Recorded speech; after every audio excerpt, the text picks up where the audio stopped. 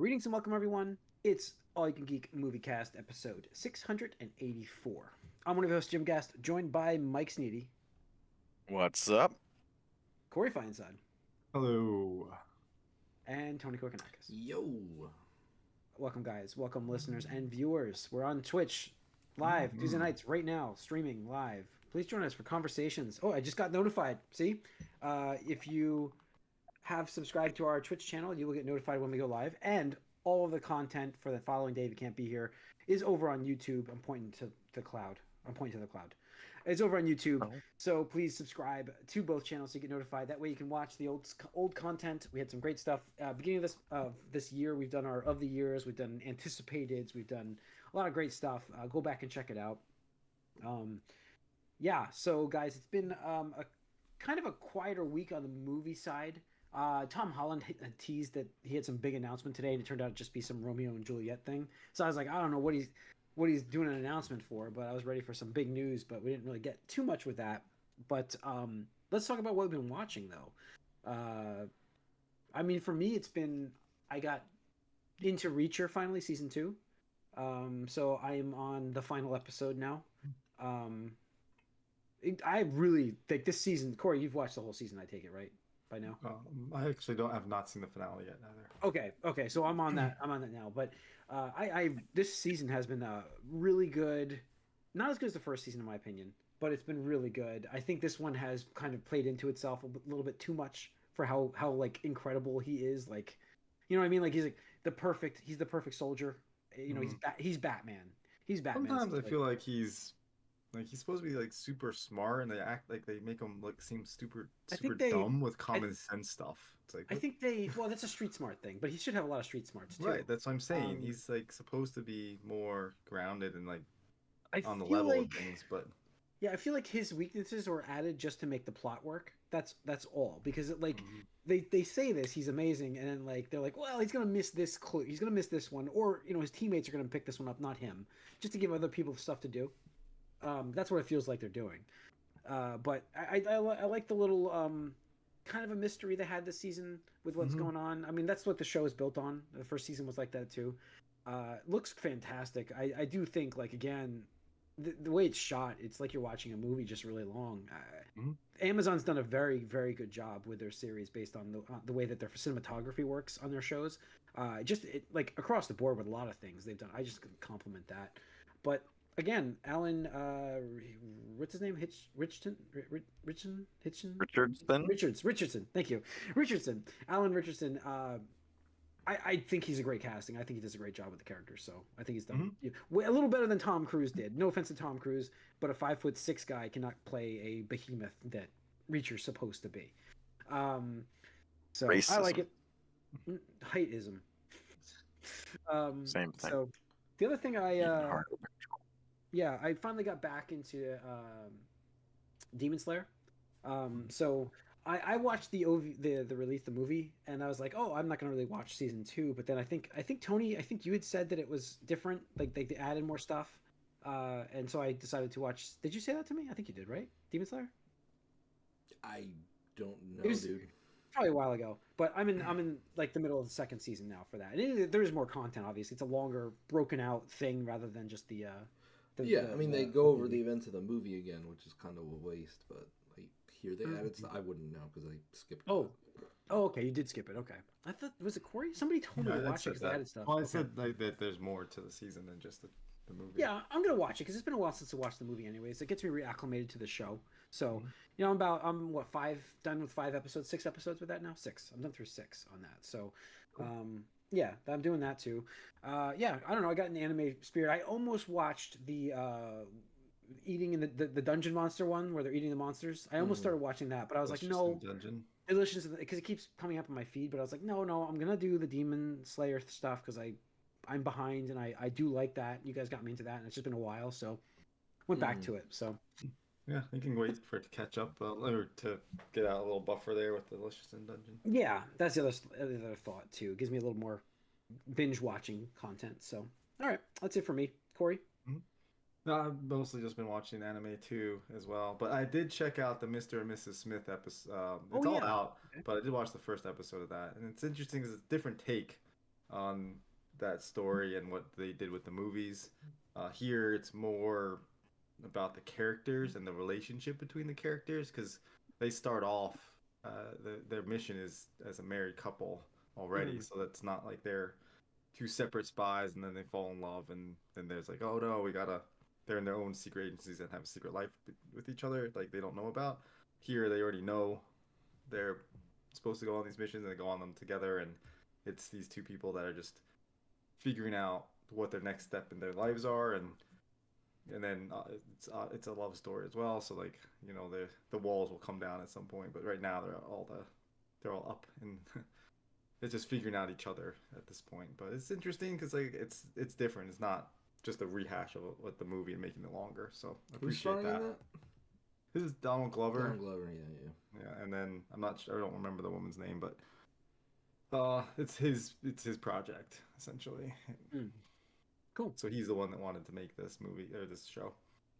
Okay. So I did that, and then I have been watching some anime. I've been watching this one called Solo Leveling, which has been pretty interesting. I heard about that one, yeah. I like it. Reminds me a little bit of that story that we were listening to a little bit on the way to MagFest, because it's basically, well, it's kind of got a modern day thing going on where all these gates to fantasy worlds open up, and so then these people get powers and they get ranked between like S and E. So E is the lowest rank you can be, and it's about a guy who's an E rank, and him dealing with that and what that means. Cool. So, but yeah, it's pretty interesting. I like it so far. Yeah, that's cool. All right, awesome. Tony. Not much. Weekly anime, The Furin and Delicious in Dungeon, and then I did some cycling. I like to watch stuff that I've already kind of seen before, so like I don't need to like want to pay attention. Yeah, exactly. But because we talked about it recently, Corey, I went back and watched the John Wick movie. So I watched the first two on a rewatch.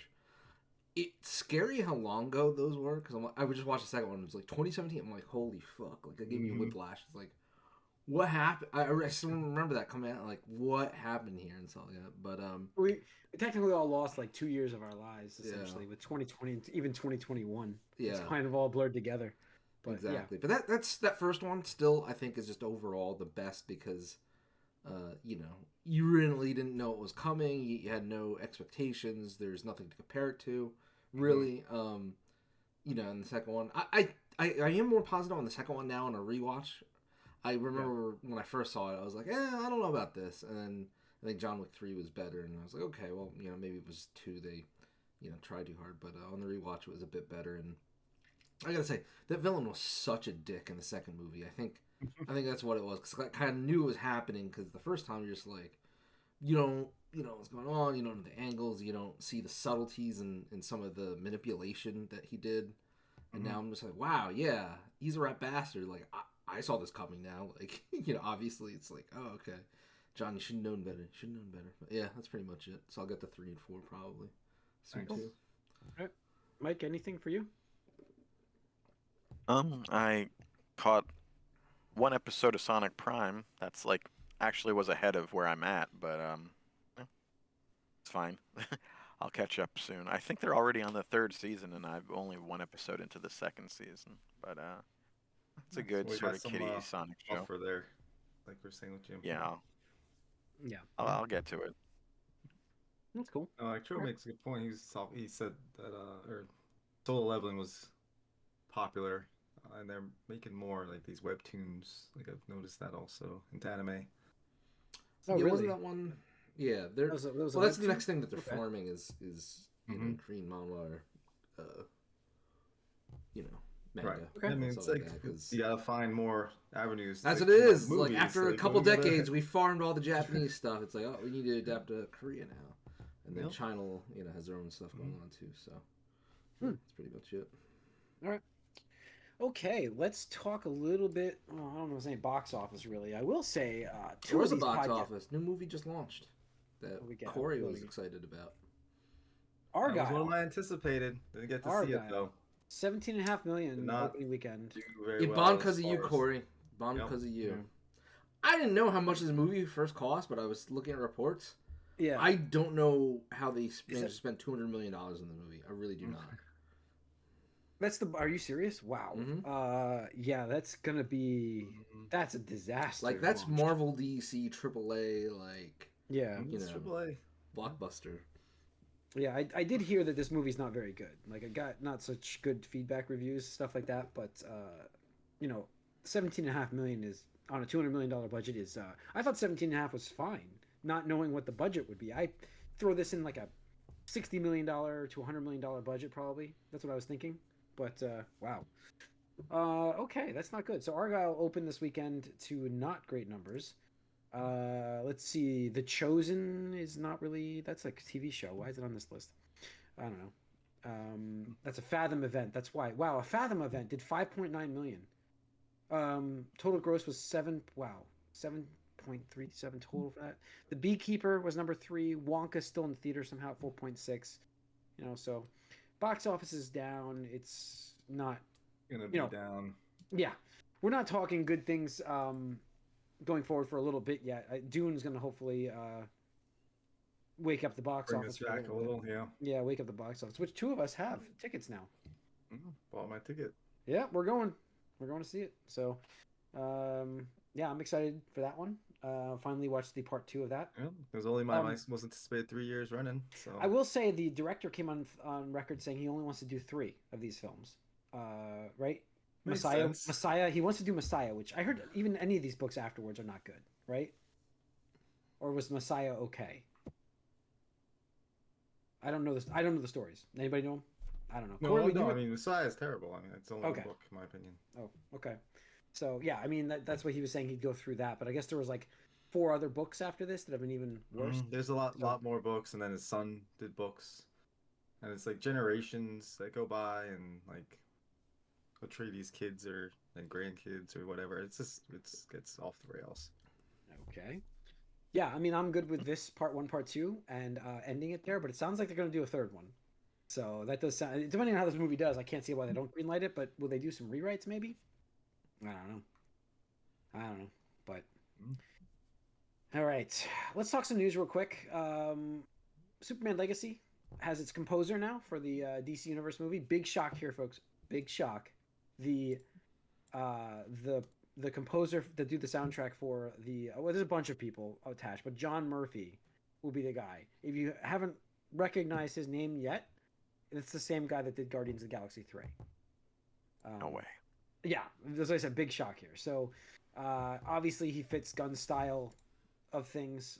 Not surprised, but we'll see. We'll see what the score sounds like for this film. I'm really obviously this is separate from the soundtrack stuff he puts in, but like the score itself, we'll see what he comes up with. He gets to come up with a new Superman theme, so we'll see what he can do.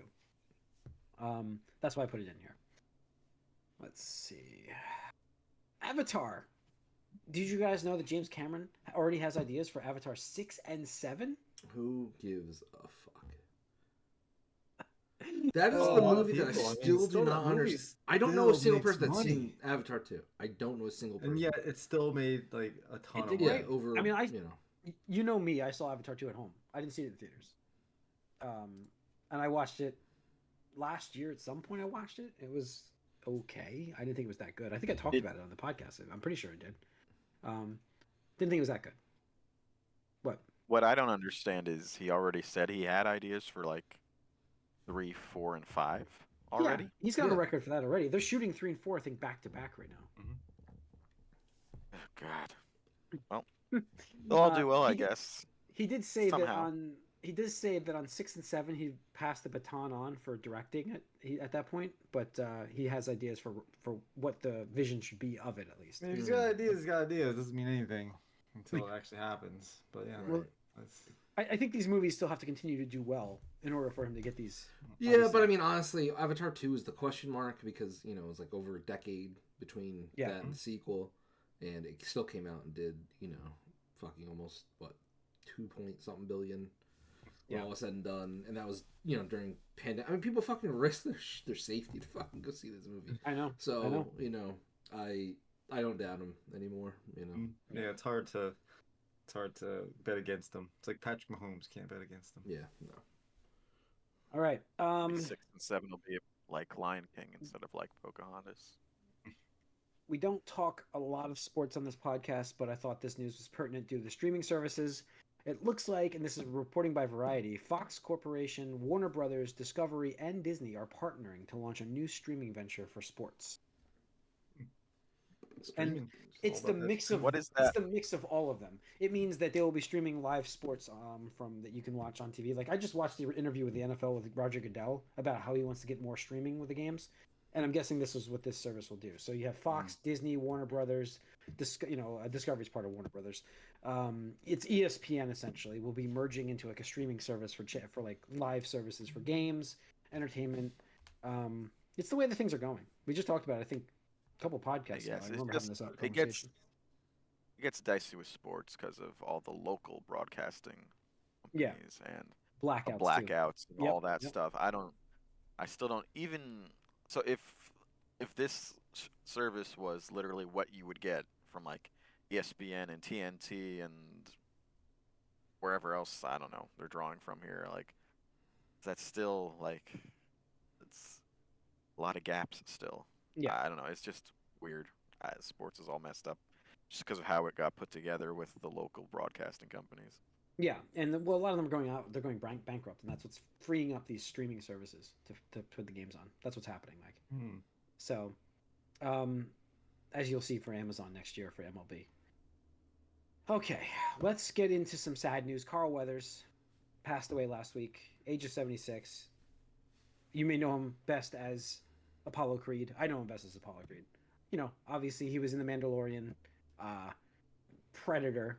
He's been in. I mean, he has worked with some iconic actors. It's been what a career he had. Very sad to hear that he passed away. 76 years old. Yeah, he was still acting. I mean, we just saw him in Mando, he was still obviously. acting. I mean, he did a great job. So, yeah, definitely. He was. Sucks. He's in this Super Bowl ad campaign, I think, with Gronk, and I think they said they're going to alter it a little bit. But yeah, he was showing up with that Kick of Destiny stuff all over the place. So he was active. It's a little bit of a surprise because you didn't hear anything was happening with him, and he seemed like in relatively good shape. But he said he died in his sleep. I don't know why, but these things happen. I guess it's pretty sad. 'Cause, you can tell he was still doing stuff. He wanted to keep going. So yeah. I shame. mean, it's sad. He did such a great job in the Mandalorian series that it's it is going to be different to not have him in the show. If they ever come back with the show, who knows? But I will say that I did watch one more thing. Obviously, I watched the Percy Jackson series that came out, which is, by the way, extremely accurate to the book series. They've done a great job translating that. They did a great job with it. And what reminded me of this was that what's the actor who passed away from John Wick last year? Lance Reddick. Yeah, Lance Reddick he's in it as Zeus. Spoiler in the show. But when he came on the screen in the last episode, I was like, oh crap, this guy's no longer with us. It's just like it hits you because you realize like he shot that before he passed. It's just like he looked great in the show. He did a great job, and it's just like it's sad to hear these actors that so recently seeing stuff that just pass away. And then to finish on some better news from the actor side of things, Jeremy Renner. We talked about Jeremy Renner when he had that really bad accident with the snowplow incident. I believe the snowplow was like, was it a year, 2 years ago at this point? Where like he's lucky to be alive, and then he's lucky to be ever walk again. Now he's out of a wheelchair, walking. He's doing great, and in fact, he made a statement: if they want me, they can have me for coming back to the MCU as Hawkeye. He really wants to get back into it, and I just think it's a great story. Like I really would like Marvel to bring him back. Some of the original Avengers, I feel like they separated themselves from them so fast, even though we had how many movies. But I just what that guy's done. I was like, this is such a cool story to put in here. Like he's really worked himself back. It's pretty impressive and amazing, like you said, where he was to where he is now, and the drive to improve and work hard to get back to where you want to be. That's gonna be tough and be debilitating what happens when you can just kind of give up or whatnot. But he's working hard to get back up out in there, and I would love to see more Kate Bishop, and like if we do, hopefully we get to see more, Clint as well. I'm okay. Yeah, if we don't see him though. I don't know where else you go with that story. But yeah. I mean, it's obviously I'm excited and happy that he's back because that you look at the vehicle that he got crushed by and you're just like, what the fuck? Like how? But he's so lucky to even be alive. Forget about yeah. walking and acting again. Even walking was going to be a challenge after he survived it. Yeah, he was like, "Yo, he's never gonna walk again." And then, or he's gonna be walking like really like in crutches or something, aids. And now he's off all of that, and he's full go for stuff again. It's impressive. It really is impressive. Determination, I guess. Also, money. He's got extra money to kind of throw at getting the treatments he needs. That always helps, and it's just good for him though. I mean, that's awesome. So, all right, guys. I think that's gonna wrap up the movie cast. It's a shorter episode today. We have a little bit of a topic. Not much happened in the gaming world, I don't think, to talk about, but we're coming up to the Gamecast next, so stay tuned. There's some topics obviously we want to get into, so it's gonna be fun. It's gonna be good.